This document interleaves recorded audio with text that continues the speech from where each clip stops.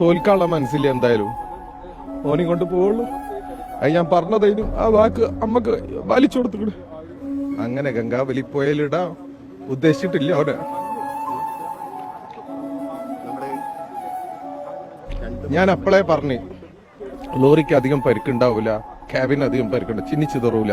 എനിക്ക് ഉറപ്പുണ്ടായിരുന്നു ഓന ആ ക്യാബിന്റെ ഉള്ളിൽ ഉണ്ടാവും. ഞാൻ പറഞ്ഞതാ, ശരിയായില്ലേ?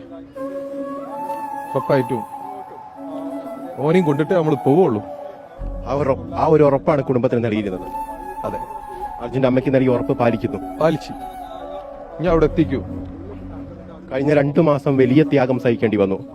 തീർച്ചയായിട്ടും ഈ തെരച്ചിൽ വീണ്ടും വീണ്ടും പുനരാരംഭിക്കുന്നതിന് വേണ്ടി മുട്ടാത്ത വാതിലുകളില്ല. ഇല്ല. ഒരു സാധാരണക്കാരനെ കൊണ്ട് എത്ര കഴിയും അതിന്റെ പരമാവധി നമ്മൾ ചെയ്തു. ഒരു ഡ്രൈവറെ കണ്ടെത്തുന്നതിന് എന്തിനു നിങ്ങൾ ഇത്രയേറെ മുന്നോട്ട് ഇങ്ങനെ